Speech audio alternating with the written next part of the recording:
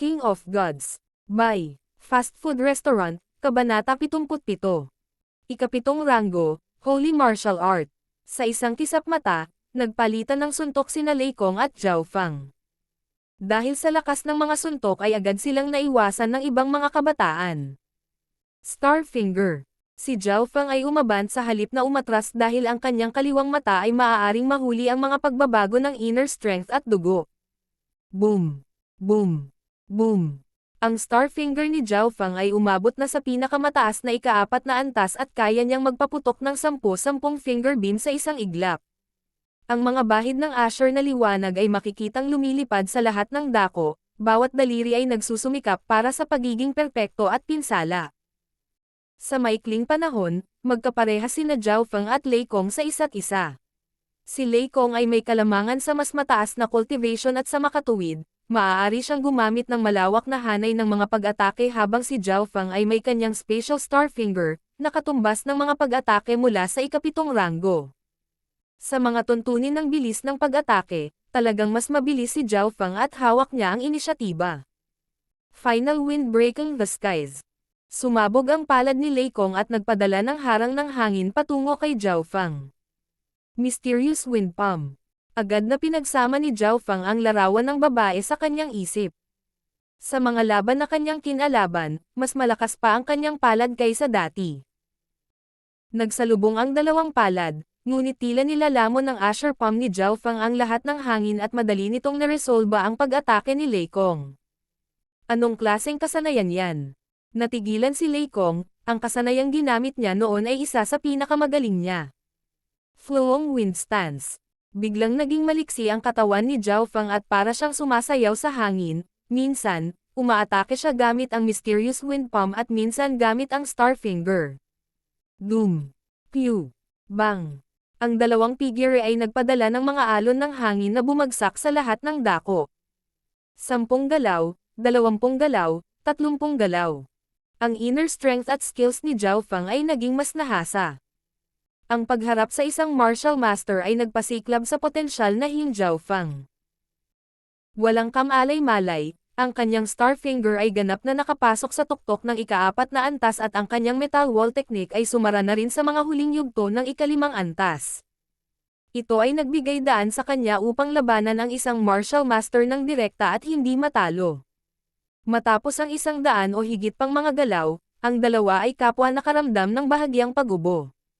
Naramdaman ni Zhao Fang na naging dalisay ang kanyang inner strength at nagkaroon ng magulong pakiramdam dito. Naramdaman ni Zhao Fang na ang kanyang cultivation ay lumayo pa at dahan-dahan niyang sinimulan ang paglusot sa huling hadlang. Dito titigil ang sparring ngayon. Agad na umalis ang figure ni Zhao Fang sa battle circle at bumalik siya sa kanyang kahoy na kwarto. Si Lei Kong ay hindi na makayanan at medyo nakaramdam din siya ng pagod. Napagtanto niya na ito ay dahil ang kanyang paglilinang ay hindi naging matatag. Sa isang kahoy na bahay sa malayo, nakatayo doon si Fang Hanyo na nanonood. Brother Fang, ano ang palagay mo tungkol sa labanan? Tanong ng isang kabataan. Kaka-rating lang ni Lei Kong sa ikapitong ranggo at medyo walang kwenta siya. Para kay Zhao Fang, baka ma-threaten niya ako kapag naabot niya ang ikapitong ranggo. Kalmado ang ekspresyon ni Fang Hanyo. Sa sandaling ito, ang aura na nagmumula sa kanya ay tila malapit sa tuktok na ikapitong ranggo. Halatang nag-improve na siya simula nung mission. Sa loob ng silid na gawa sa kahoy. Naka-cross-legged si Zhao Fang at sinimulan niyang iikot ang kanyang inner strength. Sa pamamagitan ng labanan, ang kanyang potensyal ay nag-alab. Sa sandaling ito, naramdaman pa niya ang kanyang inner strength na umuungal ng malakas habang naglalakbay ito sa kanyang katawan. Parehong ang kalidad at dami nito ay mabilis na tumataas. Noong gabing iyon, sinubukan ng inner strength ni Zhao Fang na lumabas sa kanyang katawan at sa wakas ay nagawa niyang i-condense ito. Dahil naranasan niyang paalisan ang kanyang inner strength sa kanyang katawan dahil sa Starfinger, matagumpay siyang nakalusot. Gumagana ito. Huminga ng malalim si Zhao Fang at ibinuka niya ang kanyang palad. Isang lunti ang kislap ng liwanag ang tumalon at bumalik sa loob ng kanyang katawan. Sa sandaling ito, kailangan lang niya ng isang pag-iisip upang ganap na sumabog ang kanyang inner strength at mapalipad ang mga martial artist. Noon lamang napagtanto ni Zhao Feng kung gaano kalakas ang ikapitong ranggo. Isang araw lang ang inabot ni Zhao Feng para ganap na makontrol ang kapangyarihan, kahit na lumampas kay Lei Kong. Kung gagamitin niya ang kanyang Star Finger, ang kapangyarihan ay magiging mas mataas sa buong antas. Habang dumarami ang kanyang cultivation, ang kanyang metal wall technique ay umabot na rin sa pinakamataas na ikalimang ranggo. Ang metal wall technique ay nahati sa 7 antas at ang ika-6 na antas ay maaaring bumuo ng isang hadlang gamit ang inner strength, na kahit ang ika-7 at ika-8 ranggo ay mahirap masira. Ayon sa isinulat nito, kung ang isa ay umabot sa ika-7 antas, magiging perpekto ang kanilang katawan. Sa pag-iisip ngayon, naisip ni Zhao Feng na may mali dahil sa antas na iyon, lalampas ito sa limitasyon ng katawan ng tao maliban na lang kung may gap pa rin sa pagitan ng ika-6 at ika-7 antas. Kumikislap ang mga mata ni Zhao Feng habang iniisip niya ang lolo ni Zhao Yufei, ang isang armadong matandang lalaki. Kapag nagpalitan na sila, maaaring may binago din ang matanda sa metal wall technique, tulad ng kung paano niya itinago ang impormasyon. Hindi niya masyadong inisip ang mga problemang ito dahil nakalusot na siya sa ika-7 ranggo at maaari niyang piliin ang kanyang gantimpala.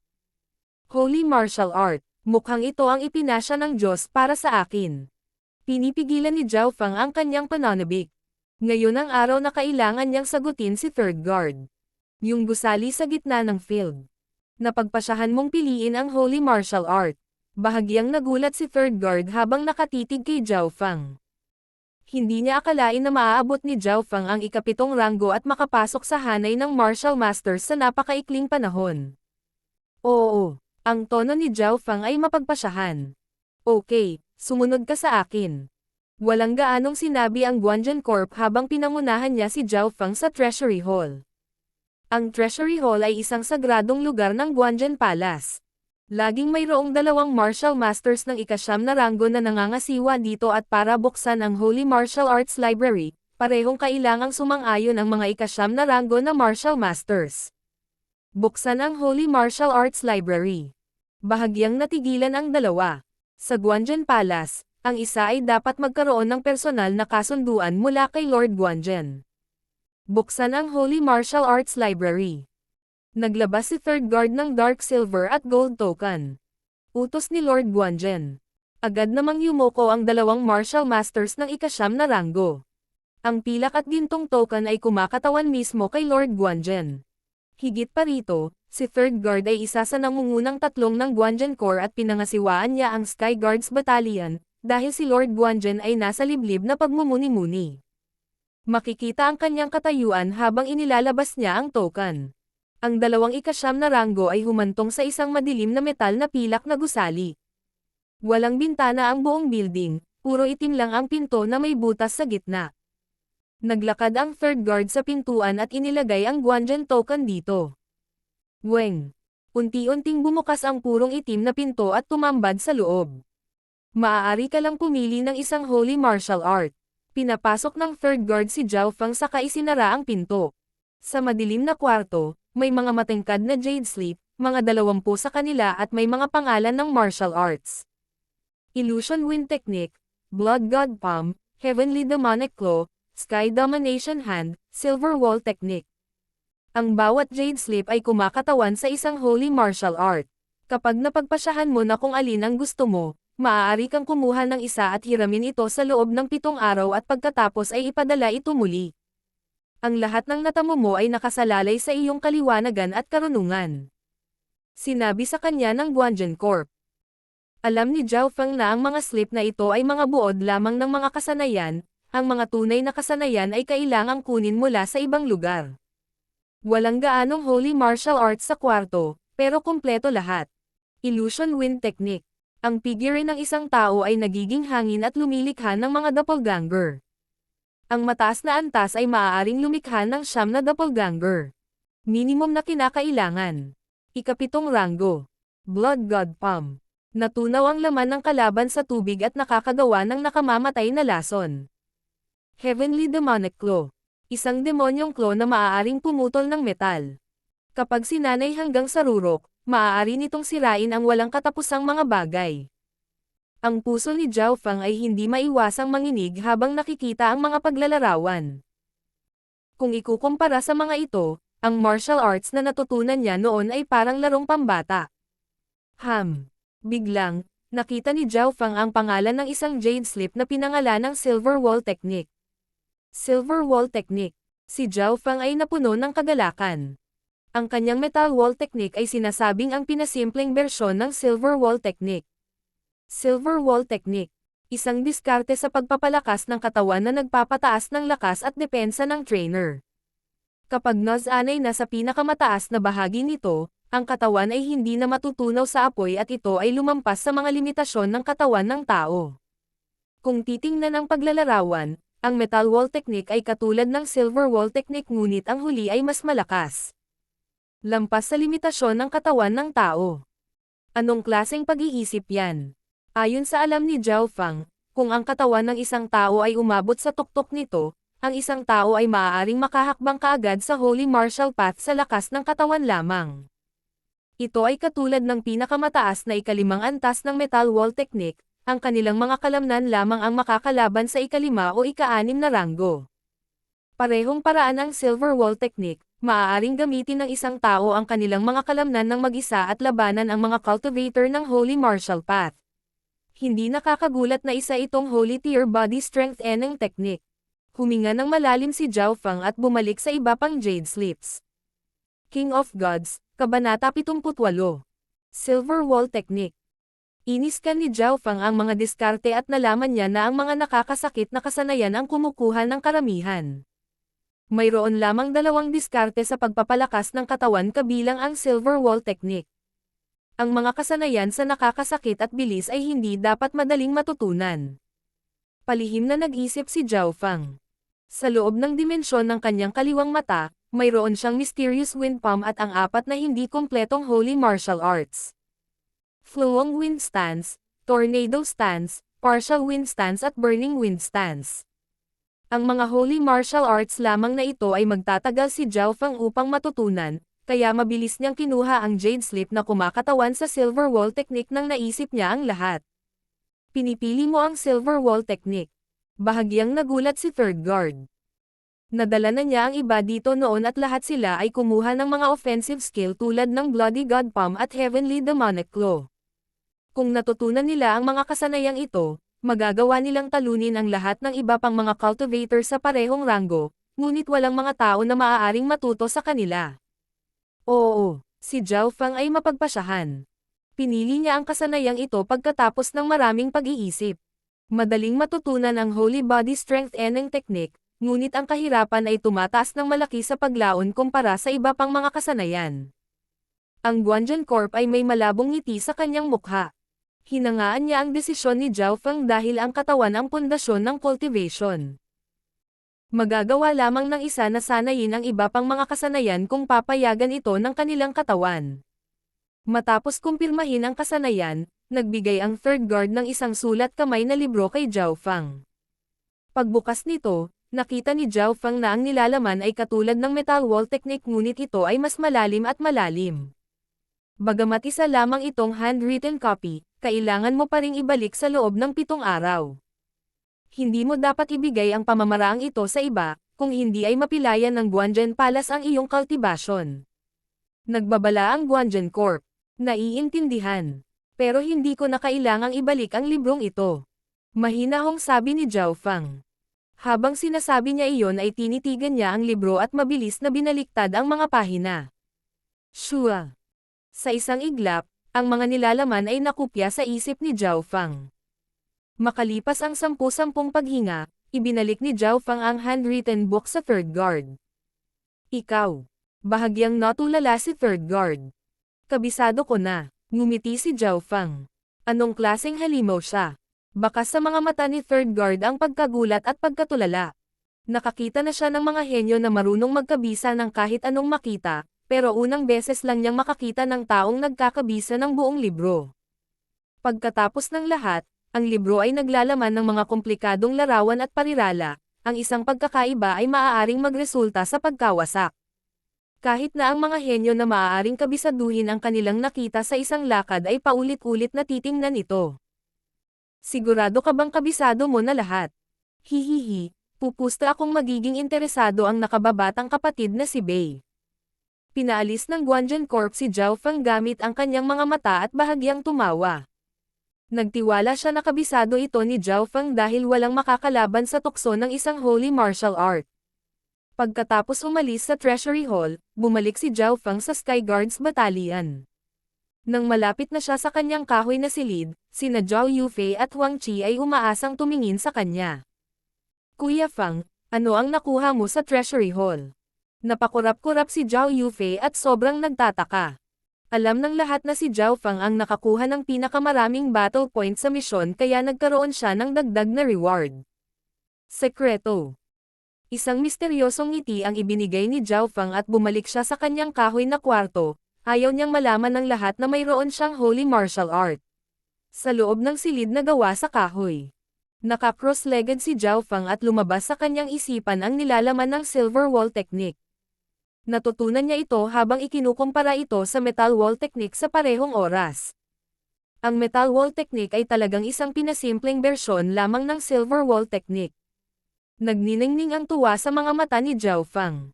Kung paano ito, mas mabuti para sa kanya dahil ang isang bagong kasanayan ay mahirap matutunan.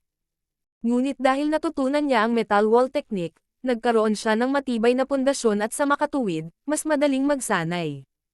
Ang silver wall technique ay nahati sa 11 antas. Ang unang 3 antas ay katulad ng metal wall technique na may pagpapalakas ng balat bilang focus. Ang ika-4 hanggang ika-6 na antas ay nakatuon sa pagpapalakas ng mga buto, na nagpapataas ng opensiba at kapangyarihan ng tagapagsanay. Ang ika-7 hanggang ika-9 na antas ay nakatuon sa pagpapalakas ng mga organo at nagpasiklab sa potensyal ng katawan ng isang tao. Ang isa ay maaaring bumuo ng isang hadlang mula sa inner strength na maaaring hamarang sa mga araw ng 10,000 mga mamamana. Ang ika-10 antas, kumpletong pagbabago ng mga buto at dugo, tumawid sa Holy Martial Path. Sa pagbabasa hanggang dito, hindi alam ni Zhao Feng kung paano ipahayag ang kanyang sarili.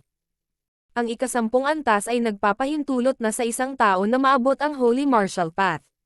Ika-11 antas, katawan ng kasakdalan, halos hindi masisira. Napabuntong hininga si Zhao Feng habang binabasa niya ito at inihambing ito sa ika-7 antas ng metal wall technique. Mukhang may mga problema ang metal wall technique mula sa isang armado na matandang lalaki dahil nakakaligtaan nito ang hindi bababa sa 3 antas at ang isang mataas na ranggo na martial art ay hindi maaaring payagan ang isang tao na maabot ang Holy Martial Path. Sinuri ni Zhao Feng. Naghinala pa nga siya na may silver wall technique ang matanda, pero natatakot lang siyang ilabas iyon. Ngunit dahil walang sagot ang mga tanong na ito, hindi siya mapakali na alamin ang mga iyon. Kasabay nito, nagsimulang sanayin ni Zhao Feng ang silver wall technique. Gumamit lamang si Zhao Feng ng 3 oras upang madaling matagumpay na sanayin ang unang 3 antas at hindi niya maipaliwanag kung gaano kasarap ang kanyang pakiramdam. Ito ay ang parehong 3 antas ng metal wall technique, ngunit mas malalim. Mula sa ika-4 na antas, ang pagkakaiba sa pagitan ng dalawa ay naging mas malaki. Ang ika-4 hanggang ika-6 na antas ng silver wall technique ay katumbas ng ika-4 hanggang ika-6 na ranggo ng martial path ayon sa pagkakabanggit, hindi tulad ng metal wall technique, kung saan ang pagtaas ng mga antas ay may napakalaking agwat. Ang gabi ng ika-2 araw, matagumpay na naabot ni Zhao Feng ang ika-5 antas ng silver wall technique at bumagal ang kanyang pag-unlad. Ngunit dahil si Zhao Feng ay mayroong metal wall technique bilang pundasyon, naabot pa rin niya ang ika-6 na antas sa loob ng susunod na 3 araw. Ang ika-6 na antas ng silver wall technique, maaari kong lipulin ang sinuman sa ilalim ng ika-7 ranggo at hamanin ko pa ang martial masters ng ika-7 ranggo sa pamamagitan lamang ng aking mga kalamnan. Kumislap ang mga mata ni Zhao Feng at lumitaw ang ngiti sa kanyang mga labi. Ang kanyang lakas ay tumaas ng hindi bababa sa kalahati dahil ginamit ng inner strength at martial arts ang katawan bilang batayan. Matapos maabot ang ika-6 na antas, ang kanyang pag-unlad ay napakabagal na ito ay teknikal na huminto. Naunawaan ni Zhao Feng na ang pundasyon ng metal wall technique ay naubos na. Upang mapabuti ang discarding ito, kailangan na talaga siyang magtrabaho. Nagpakawala ng hininga si Zhao Feng at humikab. Ilang araw na siyang nagsasanay at nang lumabas siya, nalaman niyang nagbago na pala ang sitwasyon sa Sky Guards Battalion. Ang tent na dating tinitirhan ni Zhao Yufei ay nawala, naiwan ang kay Huang Qi. 2 araw na ang nakalipas, naabot ni Lady Yufei ang nangungunang 5 sa 10 Skyguard at si Lu Xiaoyu ay nakaabot sa nangungunang 3. Bukod pa riyan, 2 pa sa orihinal na 10 Skyguards ang napalitan. Ang pagbubuod ni Huang Qi sa sitwasyon. Binago ng killing mission ang sitwasyon ng 10 Skyguards dahil ang ilang kabataan ay nakatanggap ng magagandang reward, na nagbigay daan sa kanila na tumaas ng mabilis. Gayunpaman, walang humamon kay Zhao Feng dahil nakalaban niya si Lei Kong sa isang draw ilang araw na ang nakakaraan at sinabing nasa ika-3 pwesto. Kailangan mong mag-ingat. Lalabas ng training ngayon si Lei Kong at nabalitaan kung gusto kanyang makipag-spar ulit. Nagbabala si Huang Qi. Lei Kong.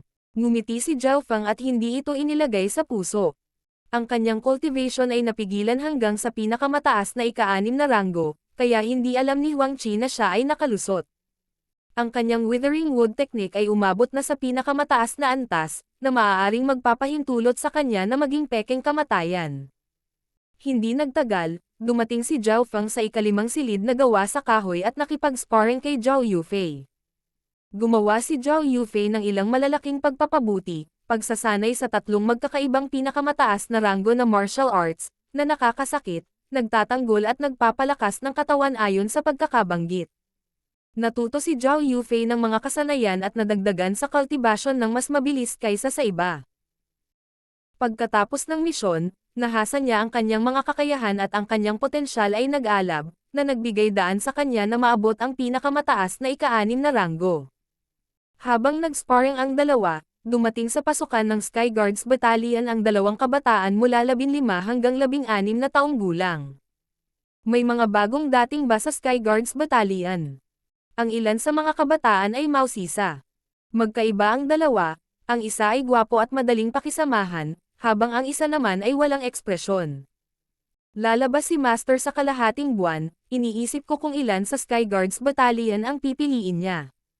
Sabi ng social youth. Ang walang ekspresyon na kabataan ay nakinig lamang at hindi sumagot. Magkabalikat na naglakad ang dalawa at dumating sa harap ng 10 Sky Guards. Ika-6 na kapatid, hindi mo ba gustong makita ang mga elite ng 10 Sky Guards? Tanong ng interactive na kabataan. Hindi. Sabi ng walang ekspresyong kabataan. Masyado kang prangka. Isang magaan na ngiti ang lumitaw sa kanyang mukha habang siya ay bumantong hininga. Sino bang may lakas ng loob na maging mayabang dito? Nagkataon lang na lumabas si Lei Kong mula sa pangalawang silid at narinig niya ito. Ika-7 ranggo, ano? Mapaglarong sabi ng madaldal na kabataan. Tingnan ko kung bakit ka mayabang. Nagpadala si Lei Kong ng isang palad na may singsing na inner strength patungo sa 2 kabataan. Kung sila ay mga martial artist, ang hakbang na ito lamang ang magpapalipad sa kanila. Gayunpaman, hindi gumagalaw ang dalawa. Tumabi ka. Natigilan ang walang ekspresyong kabataan habang naglabas siya ng isang kulay bronze na inner strength na pumutol sa atake ni Lei Kong. Boom! Pinalipad ang katawan ni Lei Kong at nawasak din ang kahoy na kwarto sa likuran niya. King of Gods, Kabanata 79. Super Genius Bay. Boom! Agad na ikinaalarma ng malakas na tunog ang iba pang mga kabataan ng Sky Guards Battalion. Sino yung dalawa? Pinadala nila si Lei Kong na lumipad sa isang suntok. Hindi ba nila alam na labag sa mga patakaran ang pagsira sa mga bahay na gawa sa kahoy? Nagulat ang ilan sa mga kabataan. Sina Zhao Feng at Zhao Yufei ay parehong naalarma dito. Paglabas nila ay nakita nilang nawasak na ang kahoy na bahay na pag-aari ni Lei Kong at si Lei Kong mismo ay nagawang tanggalin ang kahoy na nakatikip sa kanya. Hindi ba kayo natatakot sa parusa ng Sky Guards Battalion? Pinunasan ni Lei Kong ang dugong tumutulo sa kanyang bibig. Hindi kami mula sa Sky Guards Battalion. Ang gwapong binata ay pumulupot sa kanyang mga labi habang ang walang ekspresyon na binata ay nanatiling walang ekspresyon. Final wind destroying the skies. Muling pinasabog ni Lei Kong ang kanyang inner strength at binaril patungo sa 2 estranghero.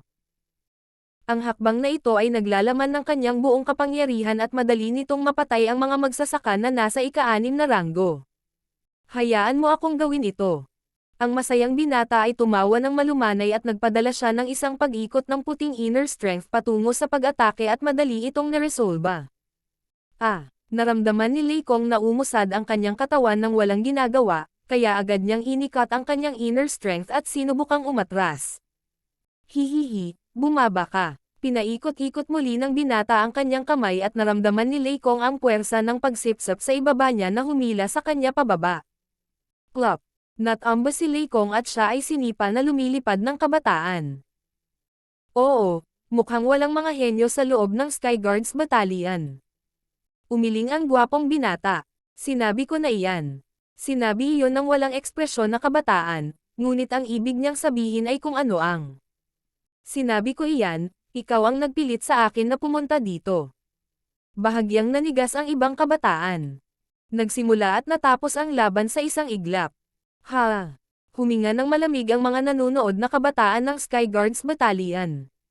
Si Lei Kong na ranggo na numero 2 ay madaling natalo. Ang kasanayang iyon na ginamit niya ay nalampasan ang pinakamataas na ranggo ng martial arts, maaaring ito ay. Bahagyang natigilan si Zhao Fang. Natitiyak niya na ang kasanayang ginamit lamang ng masayang kabataan ay nasa kalahating holy martial rank. Sino ang nagsabi na mahina ang Sky Guards Battalion? Isang malamig na malinaw na tunog ang nagmula sa isang kahoy na silid sa gilid. Shua! Isang magandang pilak na buhok ang lumitaw. Fang Hanyo. Ang mga ekspresyon ng kagalakan ay lumitaw sa mga kabataan ng Sky Guards Battalion. Nauna si Fang Hanyo sa 10 Sky Guard at naabot niya ang ika-7 ranggo bago si Lei Kong.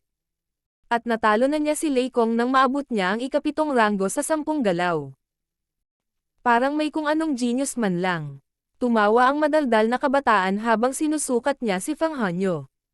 Si Fang Hanyo ay nagsimulang kuminang ng pilak habang ang kanyang buhok ay umaagos sa hangin. Seng! Shua! Agad na nag-cross ang landas ng dalawang binata at sa sobrang lakas ay gumawa sila ng butas sa kanilang kinatatayuan. Sky Illusion Stance. Ginamit ni Fang Hanyo ang kanyang hindi kumpletong holy martial art at ang kanyang figure ay naging parang buwan, hindi makatotohanan at mabilis. Wind Turbine Technique. Ang ibang kabataan ay tumayo at pinagsalikop ang kanyang mga kamay. Habang ginagawa niya iyon, lumitaw ang isang buhawi. Naramdaman ni Fang Hanyo na pilit na hinihila ng puwersa ang kanyang katawan. Anong klaseng teknik ito? Walang epekto ang aking hindi kumpletong holy martial art. Boom! Ang sosyal na kabataan ay gumawa ng dalawang aksyon sa paghiwa gamit ang kanyang mga kamay at ang buhawi ay naging mga bilog at bilog na sinubukang pigilan si Fang Hanyo. Illusion Mon Heavenly Slice. Sigaw ni Fang Hanyo at isang malamig na pilak na kinang ang lumitaw sa kanyang mga braso na naging mga talam at bumangga sa mga pag-atake ng kalaban. Saglit na nagkagat ang dalawang puwersa bago ang natitirang enerhiya ay natangay ang lahat. Sa wakas, winasak ng sosyal na kabataan ang half-holy martial art ni Fang Hanyo dahil mayroon siyang mas malalim na inner strength. Pew! Ang katawan ni Fang Hanyo ay ipinadala ng 7 hanggang 8 metro ang layo at siya ay sobrang mapatla ang mukha. Kahit ang half-holy martial arts ay hindi nakakaapekto sa kanya, maaaring nagsanay siya ng isang holy martial art. Hindi masama, nagawa mong magpatuloy ng 20 galaw sa akin. Ang kabataang nanalo ay may paghanga sa kanyang mga mata. Sa sandaling ito, ganap na nailabas ang kanyang aura at pinahirapan niyang huminga sina Lei Kong at Fang Hanyo. Ika-8 ranggo ng martial path. Bulalas ni Lei Kong. Ang paglilinang ng panlipunang kabataan ay nalampasan ang lahat sa Sky Guards Battalion. 8th rank ng martial path. At isang pick na 8th rank. Nagulat si Zhao Fang sa kanyang nakita. Ang iba pang walang ekspresyong kabataan ay umabot na sa pinakamataas na ranggo sa ika-8 ranggo. Mahirap isipin na isang 15 hanggang 16 na taong gulang na kabataan na halos umabot na sa ika-9 na ranggo.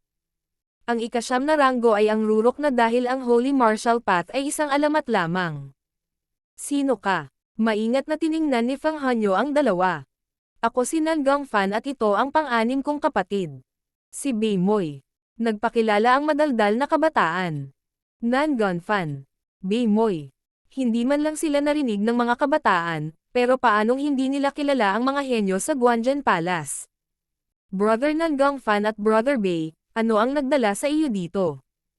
Isang boses ang narinig mula sa gusali. Bago pa makapag-react ang mga tao, nagpakita na si third guard. Brother. Parehong yumoko sina Nangongfan at Beimoy. Brother. Si third guard ang nakatatandang kapatid sa dalawa. Si Lei Kong at ang kanyang mga kasamahan ay halos malunok ang kanilang mga dila.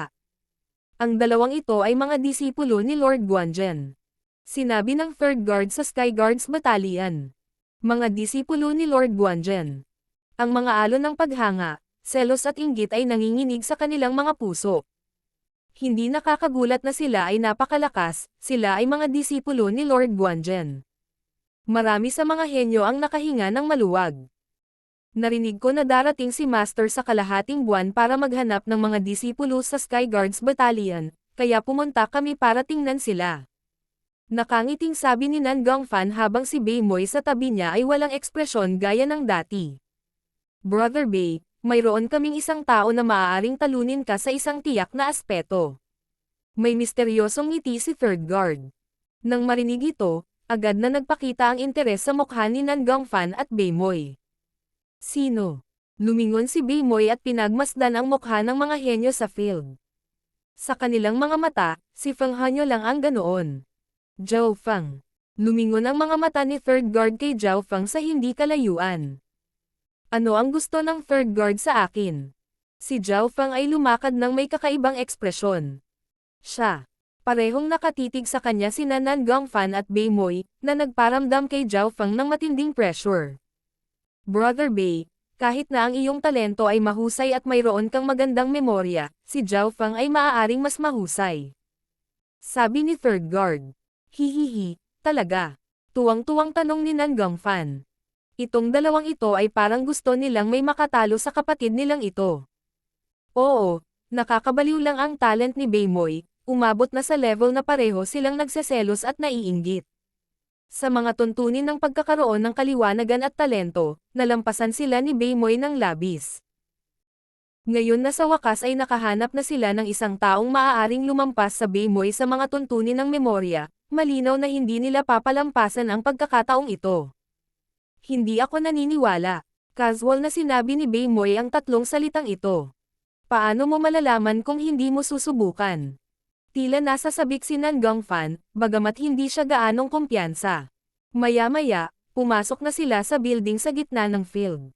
Agad na naglabas ng libro si third guard at inihampas ito sa mesa. Ito ay isang aklat ng half-holy martial art na may pamagat na Smokang Transparent Step. Half-holy martial art, nagliwanag ang mga mata ni Zhao Feng. Pareho kayong hindi natuto ng kasanayang ito ng tama. Pinagmasdan ng kanyang mga mata sina Zhao Feng at Beimoy. Hindi. Parehong umiling ang dalawa. Ginagamit ninyong dalawa ang pinakamabilis ninyong bilis para isaulo ang mga nilalaman. Inihayag ng third guard. Mauna na ako. Kinuha ni Beimoy ang libro at binaliktad ang mga pahina. Sa buong panahon, para siyang estatwa ng bato. Humigit kumulang kalahati ng oras na kailangan bago magpakulo ng tsaa, natapos ni Beimoy. Maaari mo akong subukan sa kahit ano. Hayaan mong subukan kita. Inagaw ni Nangongfan ang libro at pumili ng ilang lugar ng random kung saan tumugon kaagad at tama si Beimoy. Ang pagtatanghal na ito ay nagulat kay Zhao Feng. Simula nang sumanib siya sa mahiwagang mata, ito ang unang henyo na nakita niya na nakakasalo ng kahit ano sa pamamagitan lamang ng pagtingin dito ng isang beses. Zhao Feng, ikaw na. Sabi ni third guard. Tumango si Zhao Feng at kinuha ang Smokang Transparent Step na libro. Shua, shua, shua. Makalipas ang halos 10 paghinga, ibinalik ni Zhao Feng ang aklat. Tapos na. Ang mabilis. Nagulat at naghinala sina Beimoy at Nangongfan. Pinili ng dalawa ang mga komplikadong punto sa aklat, ngunit ganap na kabisado ito ni Zhao Feng. Masyadong malakas, ang kanyang memorya ay nalampasan ang kay Brother Beimoy.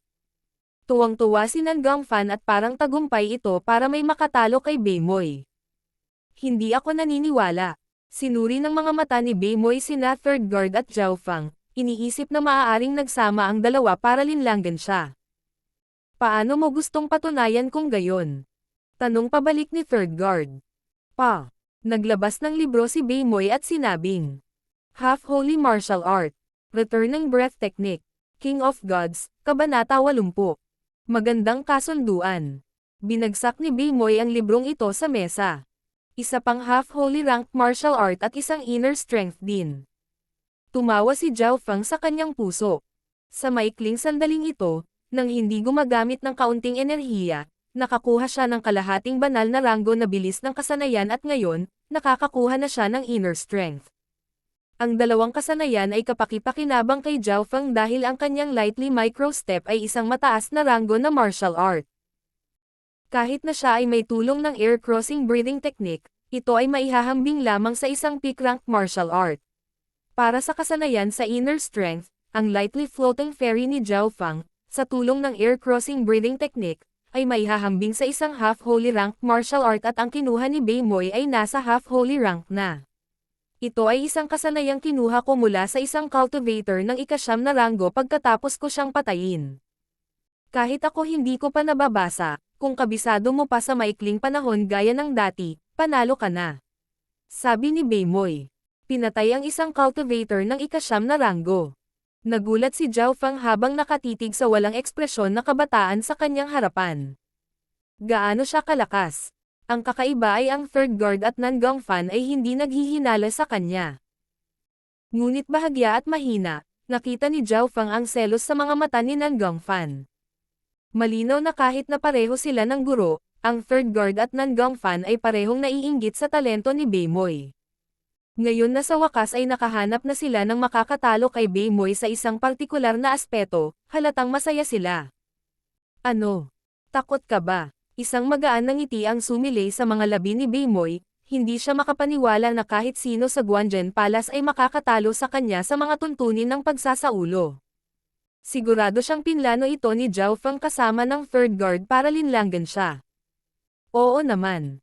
Tumawa si Zhao Feng sa loob ng kanyang puso. Marahil ang isang kalahating banal na ranggo na martial art ay hindi mahalaga para sa third guard at Bimoy dahil sila ay mga disipulo ni Lord Guanzhen. Ngunit ito ay kay Zhao Feng. Pagkatapos niyang tanggapin, agad na binasa ni Zhao Feng ang nilalaman ng returning breath technique. Shua, shua, shua. Habang nag-swipe si Zhao Feng sa mga pahina, isang mahinang berdeng ilaw ang lumitaw sa kanyang kaliwang mata. Ngunit hindi ito pinansin dahil ang aura na inilabas nito ay kapareho ng katawan ni Zhao Feng. Makalipas ang 10-10 hininga. Ibinalik ni Zhao Feng ang libro sa mesa at nagpakawala ng hininga. Subukan mo ako. Hayaan mo akong gawin ito. Namuo ang pagtataka at paghihinala sa mga mata ni Bimoy, kaya kinuha niya ang libro at pumili ng ilang lugar. Agad na tumugon si Zhao Feng nang walang pag-aalinlangan at perpektong sinagot ang lahat ng mga tanong. Hihihi, Brother Bei. Natalo ka. Hindi maipaliwanag ni Nangong Fan ang saya sa kanyang puso. Mukhang natatalo din si Brother Bei minsan. Isang ekspresyon ng kasiyahan ang lumitaw sa mukha ng third guard habang si Zhao Feng ay nasa Sky Guards Battalion kung tutusin, na nasa ilalim ng kanyang kontrol. Ngunit ang isa na pinakamasaya ay talagang si Zhao Feng. Nang hindi gumagamit ng anumang enerhiya, nakakuha siya ng 2 kalahating banal na martial arts. Saan pa siya makakahanap ng mga ganitong bagay? Si Bimoy lang ang may malungkot na mukha. Kung tutusin, siya ay isang kabataan lamang na 15 hanggang 16 na taong gulang at hindi pa siya nakakatanggap ng mga batikos noon.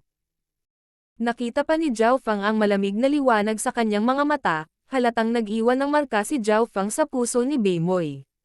Sulit ba na masaktan ang isang sobrang henyo para sa 2 half-holy ranked martial arts? Nag-isip ng malalim si Zhao Feng. Ang matalo ay upang makakuha, lahat ay may presyo. Ang memorya ay hindi nangangahulugan na maaari kang makakuha ng mga insight. Aalis na ako. Tumayo si Bimoy at umalis mag-isa. Nagpalitan ng tingin sina Nangong Fan at third guard, masaya silang makitang natalo si Bimoy. Pagkatapos ay tumayo si Zhao Feng at bumalik sa kanyang kahoy na silid. Sa pagpikit ng kanyang mga mata, bumabalik sa kanyang isipan ang returning breath technique at smoke ang transparent step. Sumilay ang ngiti sa kanyang mukha habang pinagmamasdan ang 2 husay. Ito ang kanyang unang pagkakataon na hinawakan ang isang half-holy ranked martial art. Una niyang tiningnan ang returning breath technique, na isang inner strength skill. Kung mas malalim ang isang kasanayan sa inner strength, mas komplikado ang pag-aaral at pagsasanay at ito ay mapanganib dahil ang kaunting pagkakamali ay maaaring magresulta sa sakuna. Ngunit para kay Zhao Fang, mas madali ito dahil sa kanyang kaliwang mata.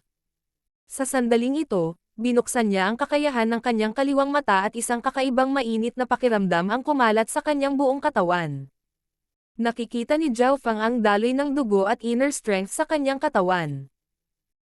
Ang kapangyarihang ito ay katulad ng maalamat na inner sight, na makakamit lamang sa pinakamataas na ikasyam na ranggo, ngunit ang kanyang paningin ay mas malinaw pa. Sa loob lamang ng ilang oras, pumasok na si Zhao Fang sa mga panimulang yugto ng returning breath technique. Maging si Bimoy ay magugulat kung makita niya ito. Returning breath technique. Palaputin ang inner strength na may pinakamataas na kalidad upang bumuo ng mas malakas. Ang kasanayang ito ay nagbibigay daan sa isa na mag-imbak ng higit na inner strength kaysa sa karaniwan. Napakalakas ng kasanayang ito sa inner strength. Naramdaman ni Zhao Fang na bahagyang nanginginig ang kanyang boses. Ang bentahe ng returning breath ay nasa ilalim ng pagpapalapat ng inner strength, isa pang inner strength na may mas mataas na kalidad at mas mababang dami ang nabuo. Sa makatuwid ang isa ay maaaring mag-imbak ng higit pa. Makalipas ang kalahating araw. Nag-condensed si Zhao Fang ng maliit na bubble ng returning air inner strength at ang kapangyarihan nito ay madaling lumampas sa kanyang air crossing breathing technique. Ang pinakanakakagulat na bahagi ay ang returning breath inner strength ay maaaring matuno ang inner strength ng iba. Ang orihinal na inner strength ni Zhao Fang mula sa air crossing breathing technique ay unti-unting nilalamon at nagbabago. Sa paglipas ng panahon, ang returning breath inner strength ay lumakas din. Makalipas ang isang araw at gabi, ang lahat ng orihinal na inner strength ni Zhao Fang ay napalitan ng returning breath inner strength. Ang bagong inner strength ay bumuo ng isang layer ng berde ng napakabilis kaya hindi napigilan ni Zhao Fang na mapabuntong hininga. Ang returning breath inner strength ay sumisipsip ng iba pang inner strength at binago ito sa sarili ko. Sa makatuwid, ang mga katangian nito ay kapareho ng dati. Natagpuan ni Zhao Fang ang puntong ito at labis siyang nasasabik. Sa ganitong paraan, maaaring magamit ang kanyang returning breath inner strength sa kanyang lightly floating fairy at bagaman ang epekto ay maaaring 80 hanggang 70% lamang ng dati, mayroon itong mas malaking dami at kalidad. Matapos simulan ang returning breath technique, nalaman ni Zhao Fang na ang kanyang inner strength ay mas malakas kaysa kay Lei Kong nang hindi bababa sa kalahati, at ito ay siya lamang simula upang malaman ito. Susunod, sinimulan niyang matutunan ang kanyang smokang transparent step sa labas. Ang half-holy ranked martial art na ito ay lubos na katulad ng kanyang lightly micro step. Smokang transparent step, kasing liwanag ng usok. Kapag sinanay sa mababang antas, maaaring gumalaw ang isa ng hindi naririnig. Dahil ang kanyang lightly micro step ay umabot sa pinakamataas na antas, madali itong pumasok sa mga panimulang yugto ng smokang transparent step. Ngunit kung nais ni Zhao Fang na maabot ang mababang antas, ito ay magiging mahirap. Nagsanay si Zhao Fang ng hardcore ng ilang araw, ngunit hindi pa rin niya maabot ang mababang antas. Sa punto ng kahirapan, nakita niya ang flowing wind stance sa kanyang mata. Ang flowing wind stance ay isang suporta sa holy martial art at noong ginamit niya ang smokang transparent step dito, tila nakakuha siya ng mga bagong insight. Makalipas ang kalahating minuto, binuksan ni Zhao Fang ang kanyang mga mata. Muli niyang sinanay ang smokang transparent step at nalaman niyang naabot niya ang mababang antas. Matapos maabot ang mababang antas, tumaas ito ng paunti-unti at bumagal habang papalapit ito sa mataas na antas. Sa oras na ito, nakakuha rin si Zhao Fang ng mga insight sa flowing wind stance. Oras na. Huminto si Zhao Fang sa pagsasanay sa kanyang mga kasanayan. Hanggang ngayon, mayroon siyang ilang pangunahing kasanayan. Holy Rank Martial Art, Silver Wall Technique, Half Holy Rank Martial Arts, Returning Breath Technique, Smokang Transparent Step, Lightly Floating Fairy. At ang pinakamataas na ranggo ng martial art, Star Finger. Ang kapangyarihan ay hindi mas mahina kaysa sa half-holy rank martial arts. Bukod sa mga ito, mayroon din siyang Archer God's Left Eye, na hindi alam ang ranggo. Ni hindi alam ni Zhao Feng kung gaano siya kalakas ngayon. Kung babalik ako ngayon sa Sunfeather City, wala nang makakalaban sa akin. Hindi napigilan ni Zhao Feng na mapabuntong hininga. Malinaw na ayaw niyang bumalik sa Sunfeather City ngayon. Sa lungsod ng probinsya na ito, maraming mga henyo ng parehong henerasyon na kapantay niya, kung hindi man mas malakas. Nang si Beimoy ay nasa pinakamataas na ika-8 ranggo at kayanan niyang pumatay ng mga cultivator sa ika-9 na ranggo. Sa pananatili rito, naramdaman ni Zhao Feng ang kompetisyon at pressure na nagpasiklab sa kanyang potensyal. Natutunan ang ilang mga kasanayan, lumabas si Zhao Feng sa kanyang silid at nalaman niyang marami pang pagbabago sa 10 Sky Guards. Narinig ko na lalabas si Lord Guanzhen sa loob ng ilang araw, kaya lahat ay nagsisikap na maging isa sa 10 Sky Guards. Sa pagsasalita hanggang dito, si Huang Qi ay bahagyang nanlumo. Napakaraming mga henyo sa Sky Guards Battalion at sa ilalim ng kompetisyon, ang paglilinang ng mga kabataan ay tumaas ng mabilis. Si Huang Qi ang pinakamataas na henyo sa loob ng Pearl Tree City, ngunit hindi man lang siya nakapasok sa 10 Sky Guards pagkatapos na pumunta rito. Halos hindi ako nakarating sa ika-9 na silid na gawa sa kahoy 2 araw na ang nakakaraan, ngunit agad akong hinamon at natalo. Mapait na sabi ni Huang Qi. Ang mga ranggo ng 10 Sky Guards ay makabuluhang lumipat nitong ilang araw, bukod sa 3 tao. Ang 3 ito ay sina Feng Hanyu, Lei Kong at Zhao Feng. Bagamat si Zhao Feng ay ika-10, ang kanyang tunay na lakas ay hindi bababa sa nangungunang 3, kaya walang sino man ang nangahas na hamanin siya, na nangangahulugang ang numero 9 ang pangunahing target. Sa araw na ito, tinipon ng Third Guard ang mga kabataan at inihayag. Si Lord Guanzhen ay lumabas mula sa liblib na pagmumuni-muni at siya ay personal na darating dito sa loob ng 3 araw.